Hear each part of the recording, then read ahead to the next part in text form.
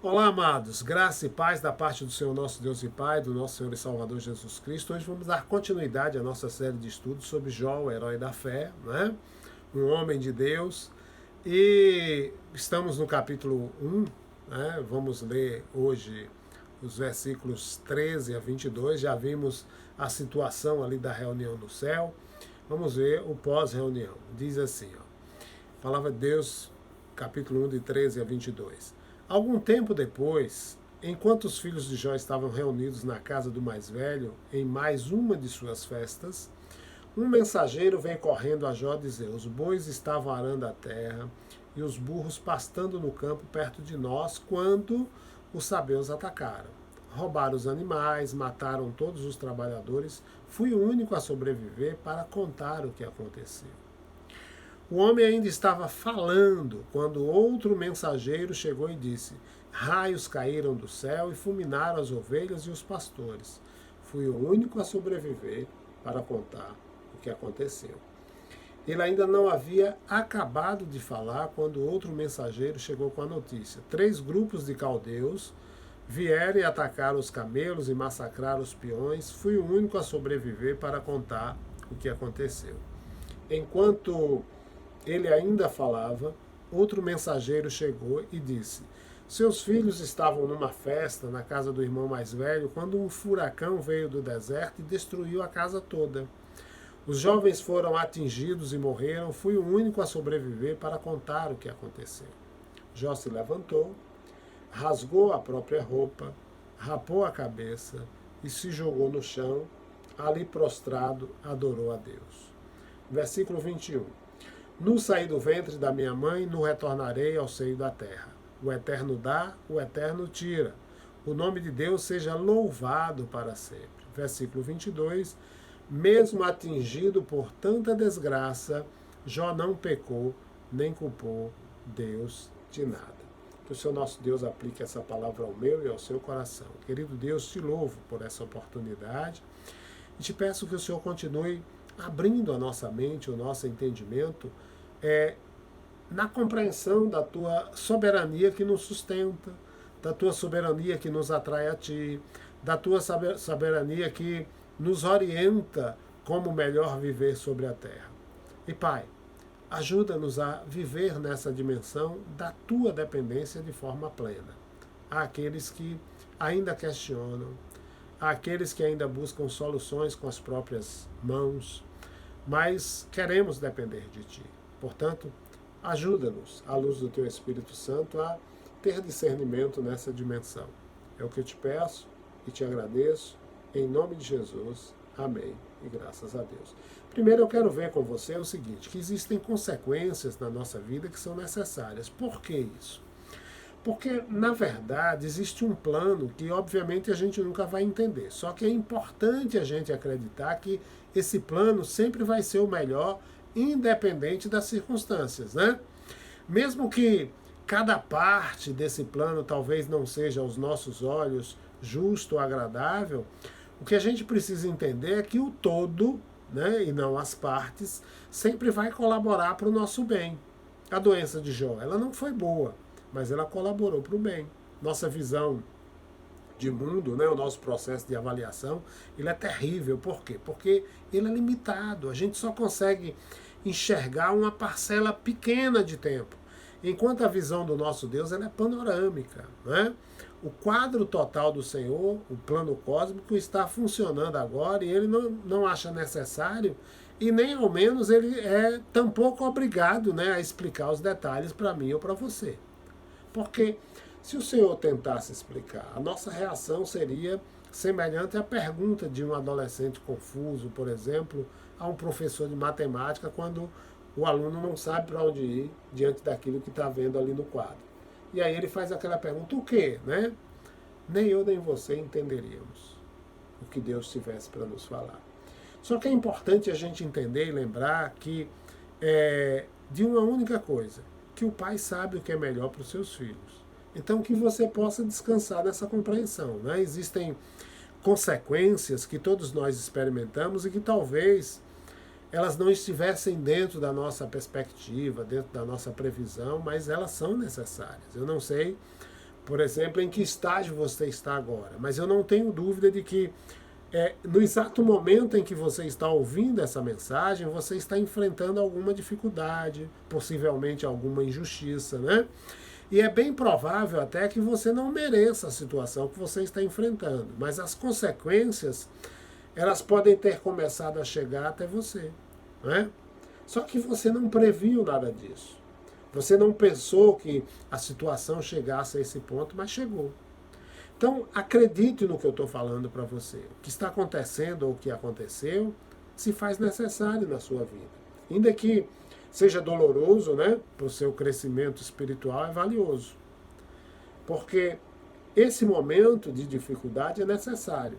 Depois de tantos anos, eu especificamente, comecei finalmente a aceitar essa realidade na minha vida. Dependência do Senhor, discernindo qual é o propósito e a vontade de Deus nos momentos difíceis. Então, essa mensagem, ela tem um propósito. O propósito é exatamente falar a você, né, que se encontra no mesmo território de Jó, né, você teve apenas um vislumbre, né, de como as coisas começaram. Por quê? A história, ela não termina com Satanás, por exemplo, saindo da presença do Senhor ali nos versículos de 1 a 12, né? Mas há muito mais na história de Jó para eu e você aprendermos. E quanto mais ela vai se desenrolando, tanto mais se percebe que a vida, ela não é só difícil, mas também é injusta. O silêncio de Deus, né, às vezes tem feito você se perguntar. Eu sei que você se pergunta.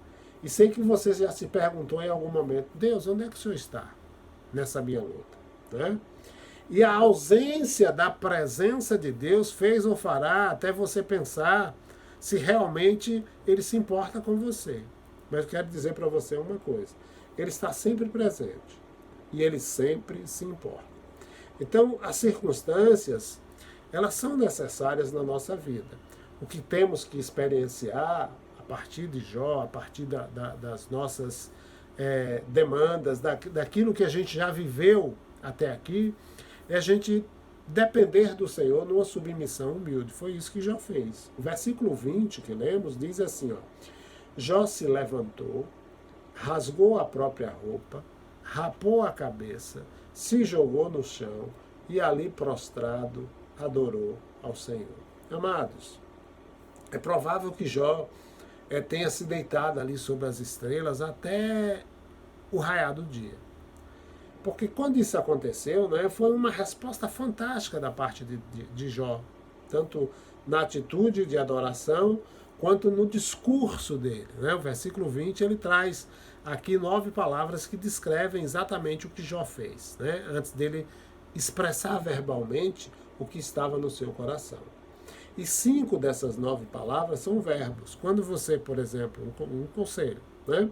Quando você for ler a Bíblia, preste bastante atenção aos verbos, porque eles é que vão te conduzir à ação da narrativa e vão te ajudar a entrar no texto e se ver também como parte do evento.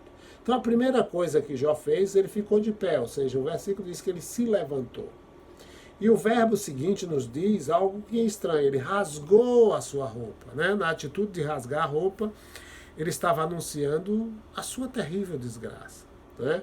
Era a atitude de um homem em agonia. A gente sempre vê essa atitude no Antigo Testamento para retratar tristeza absoluta. Terceiro, o versículo nos mostra, o versículo 20, que ele rapou a cabeça.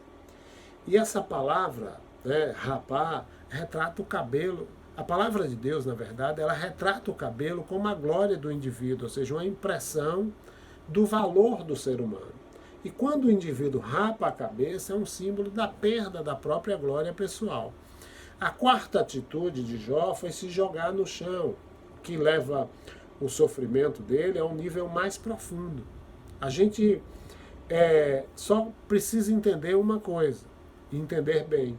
Essa atitude da parte de Jó não se tratava de um colapso de tristeza. Ele tinha em seu coração um outro propósito.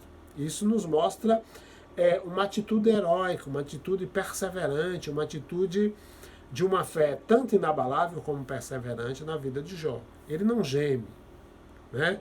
Ele não se lamenta, ele não murmura, O texto mostra no versículo 20 que ao invés dessas atitudes, não, ele não toma nenhuma delas. Ele simplesmente adora. E o verbo que é usado aqui nesse texto significa que Jó caiu prostrado em completa submissão e adoração. Eu creio, eu especificamente nunca fiz essa experiência, eu creio que nenhum de nós aqui, você que vai ouvir, jamais adorou dessa forma, ou seja, com o rosto totalmente em terra, né? Deitado de comprido. Na antiguidade, nos dias de Jó, isso era comum, era considerada a expressão mais sincera de obediência e de submissão ao Deus Criador. Então, quero concluir sugerindo a você, né, que você experimente isso algum dia, com as palmas das suas mãos para baixo, o corpo completamente estirado, você derrame o seu coração e adore. Porque essa foi a posição que Jó tomou de forma deliberada, né? Ele tomou uma atitude de completa e humilde submissão.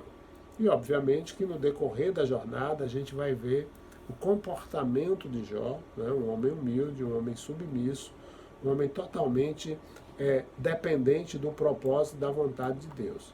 E dois detalhes interessantes nos dois últimos versículos. Versículo 21, após adorar, Jó diz: "Nu saí do ventre da minha mãe, nu retornarei ao seio da terra. O Eterno dá, o Eterno tira. O nome de Deus seja louvado para sempre." Ele louvou na atitude e louvou nos lábios, né, com aquilo que ele falava. E mais ainda, mesmo atingido por tanta desgraça, Jó não pecou, nem culpou Deus de nada, nem tampouco disse que Satanás era o culpado. Ele simplesmente adorou ao Senhor com o seu viver, com vistas a que o nome do Senhor fosse glorificado e exaltado, a ponto de lá na frente, né, a gente vai ver que Jó vai dizer: "Eu sei que o meu Redentor vive e que por fim se levantará sobre a terra." Isso é fé perseverante. Amado Deus, imprime em nós essa fé. Aquele que vai ouvir essa mensagem, que ele se sinta desejoso de forma ardente a buscar na direção do teu Santo Espírito orientação para viver na plenitude da instrumentalidade da tua palavra, destituído de qualquer desejo de tomar atitudes pessoais sem a tua direção, sem ouvir a tua voz. E continua operando em nosso favor para louvor da tua glória. Nós choramos agradecidos, meu Pai, em nome de Jesus. Amém e graças a Deus. Fiquem com Deus.